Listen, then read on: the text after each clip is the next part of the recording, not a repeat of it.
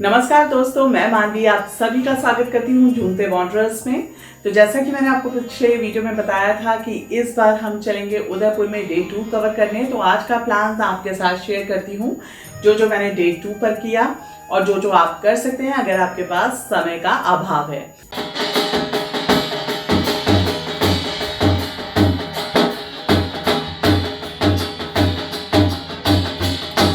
Video थोड़ा देर से लाने के लिए माफी चाहूंगी। ट्रैवलिंग कर रही थी और ट्रैवलिंग से लेके एडिटिंग से लेके अपलोडिंग तक का सारा काम मुझे ही करना पड़ता है, तो इसलिए थोड़ा टाइम लग जाता है। तो चलते हैं डे 2 पर। आज जो हम जगह कवर करेंगे वो है फतेह सागर लेक, सज्जनगढ़ फोर्ट, प्रताप स्मारक, सहेलियों की बाड़ी और भारतीय लोक कला मंडल।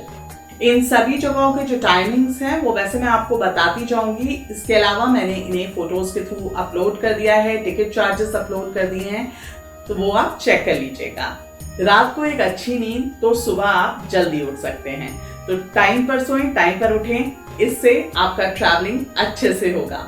सबसे पहले हम चलते हैं फतेह सागर लेक। फतेह सागर लेक जो है वो उदयपुर के सेंटर में ही बना हुआ है। बहुत प्यारी सी लेक है, बहुत बड़ी लेक नहीं है पिछौला की तरह, लेकिन आप मॉर्निंग वॉक के लिए यहाँ पे जा सकते हैं। मॉर्निंग में अच्छा टाइम स्पेंड कर सकते हैं, इवनिंग में भी जा सकते हैं। ये आपकी मर्जी, आप किस वक्त जाना चाहते हैं। हम आज शुरू करेंगे फतेह सागर लेक से। लेक की कोई ओपनिंग या क्लोजिंग टाइमिंग्स नहीं है, लेकिन बोट टाइमिंग्स 8 AM से स्टार्ट हो जाते हैं। अगर आपको बोटिंग के लिए जाना है तो आप 7-7:30 तक जा सकते हैं और उसके बाद 8 o'clock बोटिंग स्टार्ट हो जाएगी। बोटिंग के जो चार्जेस हैं वो भी सारे मैंने मेंशन कर लिए हैं। डिफरेंट बोट के डिफरेंट चार्जेस हैं, आप वहां पर देख लीजिए। इस लेक की हिस्ट्री कुछ इस प्रकार से है कि इस लेक का निर्माण महाराजा जयसिंह द्वारा 1687 में किया गया था। 1888 में करीब 200 साल बाद इस लेक में बाढ़ आ गई और बाढ़ की वजह से ये सारा एरिया तहस नहस हो गया था। तो 1889 में महाराणा फतेह सिंह द्वारा यहाँ पर एक कनाट डैम बनवाया गया और उस डैम के बनने के बाद इस लेक की जो कुछ शेप है वो इस तरीके से है। पीछे से अरावली की पहाड़ियों का इस पे जो शेड आता है उससे काफी ही खूबसूरत लगती है। यहाँ के लोकल लोग पिकनिक के लिए यहाँ पर जाते हैं और आप इसे घूमने जा सकते हैं। फतेह सागर लेक के ठीक सामने ही प्रताप स्मारक बना हुआ है।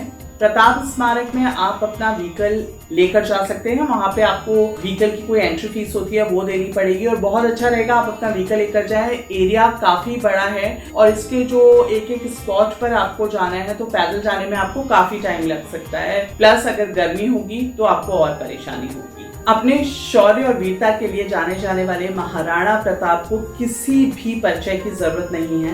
वो इतिहास के उन वीर योद्धाओं में से एक हैं जिन्होंने 1572 से लेकर 1597 लगभग 27 साल उदयपुर को रूल किया है।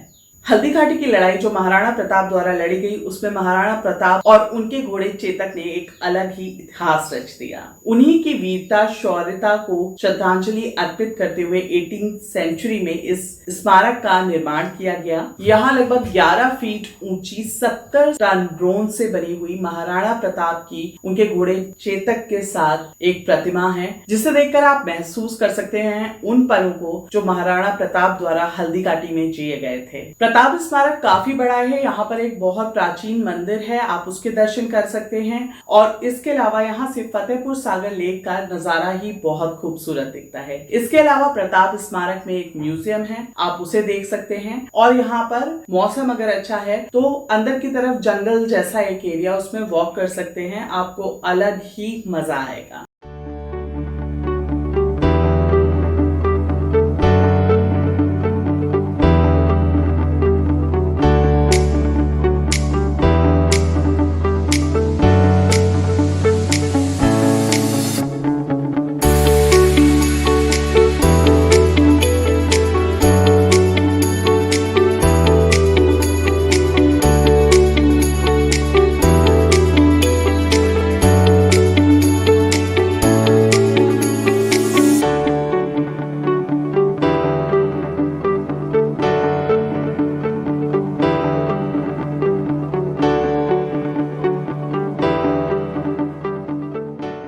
जैसा कि मैंने आपको बताया था, प्रताप स्मारक घूमने में आपको करीब 2-2.5 घंटे लग जाएगा। उसके बाद हम जाते हैं सज्जनगढ़ फोर्ट।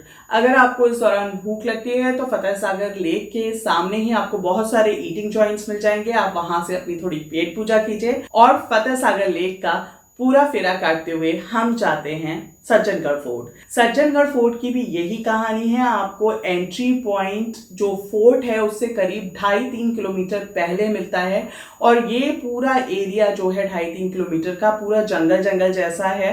तो आप गलती से भी ये गलती मत कीजिएगा कि एंट्री फीस बचाने के चक्कर में आप पैदल चल दें। आपको रास्ते में कहीं कोई ऑटो रिक्शा कुछ भी नहीं मिलेगा, फिर आपको फोर्ट तक पैदल ही जाना पड़ेगा और ये चढ़ाई है।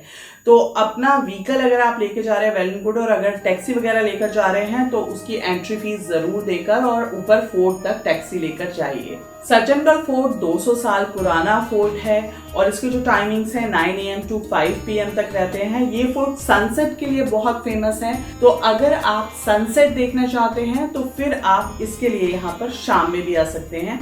ये उदयपुर से करीब 10 किलोमीटर की डिस्टेंस पे बना हुआ है, उदयपुर के आउटर एरिया में। Sajjangarh fort 3100 above from the sea level है और ये फोर्ट महाराजा सज्जन सिंह द्वारा 1884 में बनवाया गया था। महाराजा सज्जन सिंह जो थे वो बहुत छोटे समय के लिए उदयपुर के शासक रहे हैं, तो बहुत छोटे टाइम के लिए उन्होंने उदयपुर को रूल किया था। और ये फोर्ट भी कोई बहुत बड़ा फोर्ट नहीं है, छोटा ही फोर्ट है। इसे घूमने के लिए, इसको देखने के लिए आपको maximum to maximum entry gate से और वापस एंट्री गेट आने तक 1 आवर रहता है। थोड़ी सी आप फोटोग्राफी करेंगे, उससे ज्यादा यहाँ पर कुछ बहुत ज्यादा नहीं है करने के लिए। पर इसका बेस्ट पार्ट ये है कि इसकी जो हाइट है वहां से जो दूर दूर तक का नजारा है बहुत खूबसूरत नजर आता है। यहाँ से फतेह सागर लेक का आप व्यू देख सकते हैं, इसके अलावा सिटी पैलेस दिखता है। And there was a time जब यहाँ से चित्तौड़गढ़ तक की फोर्ट की विजिबिलिटी थी। उस टाइम पे इतनी बड़ी बड़ी इमारतें नहीं हुआ करती थी, जंगल था, तो बहुत थोड़ी सी ही इमारतें होती थी और यहाँ से आप चित्तौड़गढ़ फोर्ट की विजिबिलिटी ले सकते थे। मेवाड़ की तपती गर्मी से निजात पाने के लिए ये किला महाराजा सज्जन सिंह की ग्रीष्मकालीन ऋतु का निवास हुआ करता था। सज्जनगढ़ फोर्ट उदयपुर से बाहर अरावली के लिली टॉप बांसडाला पर्वत पर बना हुआ है। मॉनसून में इस किले का नजारा बहुत खूबसूरत लगता है। चारों तरफ हरियाली, अरावली रेंज, खूबसूरत पहाड़ियां और बिल्कुल लश ग्रीन होती हैं। अगर आपने जेम्स बॉन्ड की ऑक्टोपसी मूवी देखी हो तो उसमें भी इस किले को शूट किया गया है। ये किला अफगान के किंग के किले के रूप में दिखाया गया है। फतेह सागर लेक, प्रताप स्मारक और सज्जनगढ़ फोर्ट विजिट करते करते ही आपको दोपहर हो जाएगी। Then you can take your lunch. उसके बाद अगर आप चाहें तो थोड़ा सा रेस्ट कर सकते हैं, नहीं तो आप जा सकते हैं सीधे सहेलियों की बाड़ी। सहेलियों की बाड़ी जाने के लिए आपका जो टाइम रहेगा वो 4 o'clock तक भी अगर जाएंगे तो इट विल बी ओके। बहुत खूबसूरत गार्डन है और जी हाँ, ये गार्डन एक ऐसा गार्डन नहीं है कि नॉर्मल सा गार्डन हो, इसकी भी मैं आपको हिस्ट्री बताती हूँ। लेकिन उससे पहले मैं आपसे रिक्वेस्ट करती हूँ, अगर आपने मेरे चैनल को सब्सक्राइब नहीं किया तो मेरे चैनल को सब्सक्राइब कीजिए, लाइक कीजिए, बेल आइकन प्रेस करना बिल्कुल मत भूलिए और अपने दोस्तों के साथ शेयर कीजिए। सहेलियों की बाड़ी एक बहुत बड़ा गार्डन है जो राणा सांगा ने अपनी रानी के लिए बनवाया था। स्पेशली वो यहाँ पे एक लेजर टाइम स्पेंड करती थी। जो महारानी थी वो अपने साथ 48 दासियां लेकर आई थी शादी के वक्त, और ये दासियां उन्हें इसलिए गिफ्ट की गई थी जो उनके काम कर सकें और कभी उन्हें खालीपन महसूस ना हो। सहेलियों की बाड़ी 9 AM से लेकर 7 PM तक ओपन रहता है, आप कभी भी जा सकते हैं। और यहाँ पर 48 दासियों के रहने के लिए पूरी व्यवस्था थी, कमरे थे छोटे छोटे। अब उन कमरों को बंद कर दिया गया है, पहले ये कमरे ओपन थे, आप लोग देख सकते थे। लेकिन अभी यहाँ पे जो गार्डन है वो बहुत खूबसूरत है। बहुत सारे डिफरेंट फाउंटेन्स यहाँ पे लगे हुए हैं और ये सारे फाउंटेन्स हैं, ये बहुत डिफरेंट कंट्रीज से मंगवाए गए थे उस टाइम पे। आप अगर गाइड लेके जाएंगे तो बहुत अच्छा रहेगा, वो आपको एक एक स्पॉट और सारी चीजें बता सकता है। जब सभी पुरुष अपने काम पे जाया करते थे तो यहाँ पर आके जो गेम्स होते हैं वो खेलते थे, किसी तरीके का जो कार्यक्रम होता था जैसे कि डांस या कुछ भी, तो वो यहाँ पर करवाया जाता था और ये जगह एक अच्छे एंटरटेनमेंट पर्पस के लिए यूज की जाती थी।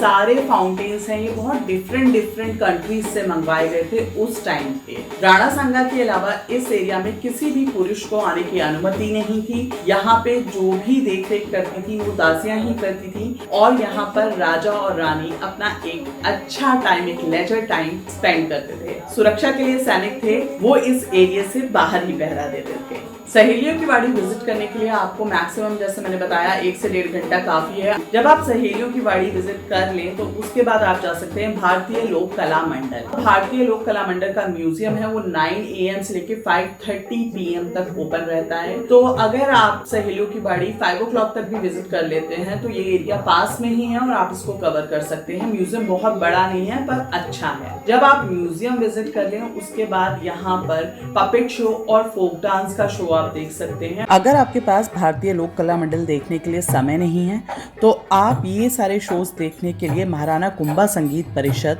जो कि सूरजपुर उदयपुर में ही स्थित है, वहां जा सकते हैं। यहाँ पर आपको मंडे से लेके सैटरडे तक सुबह 10 बजे से लेके शाम को 6 बजे तक पपेट शोज, फोक डांस के शोज देखने मिलते हैं। लंच के लिए करीब 1:30 से 2:30 बजे तक का टाइम रहता है। उसके बाद फिर से ये शोज लगातार शुरू रहते हैं और शाम को 6 बजे तक चलते रहते हैं। तो मेरे पास भारतीय लोक कला मंडल जाने के लिए समय नहीं था, इसलिए मैंने जो शोज देखे थे वो यहीं पर देखे थे और बहुत खूबसूरत थे। वर्थ टू वॉच है, मिस मत कीजिएगा। इस पपेट शो में जो टैलेंट है राजस्थान का वो देखने के लिए मिलता है और डांस का तो कहना ही क्या, कुछ वीडियोस मैं आपके साथ शेयर कर रही हूँ।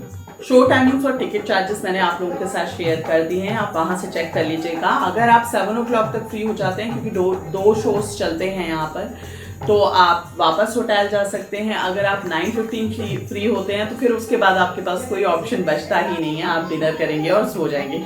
यहाँ से वापस जाते वक्त आपको रास्ते में थोड़ा से ही दूर पे स्टैचू सर्किल मिल जाएगा। हमेशा जब भी आप सर्च करते हैं तो गूगल हमेशा शो करता है कि तो स्टैचू सर्किल भी एक जगह है घूमने के लिए। कुछ ऐसा स्पेशल नहीं है, एक सर्किल है, राउंड अबाउट है, उसके बीच में थोड़ा सा एक लेक जैसा उन्होंने बनाया हुआ है, बच्चों के लिए बोटिंग वगैरह है। तो मैं भी चली गई थी, बट इतना कोई स्पेशल नहीं है, तो उसे आप मिस कर सकते हैं। अगर आपके पास उदयपुर कवर करने के लिए ज्यादा टाइम है, ये सारी चीजें आप आराम से देख सकते हैं। नहीं तो थोड़ा जल्दी देखेंगे तो इसी तरह देख पाएंगे। हम कल फिर से निकलेंगे सुबह और हम जाएंगे Nagda, Ekling ji, Shrinath ji, Haldi Ghati Chetak Samadhi, Haldi Ghati museum and Shrinath ji old temple. तो उसके लिए आपको जल्दी उठना पड़ेगा, तो जल्दी सोना बेहतर ऑप्शन रहेगा। मुझे कमेंट सेक्शन में कमेंट करके जरूर बताइएगा कि कैसा लगा आपको वीडियो। आपका फीडबैक बहुत इंपॉर्टेंट है।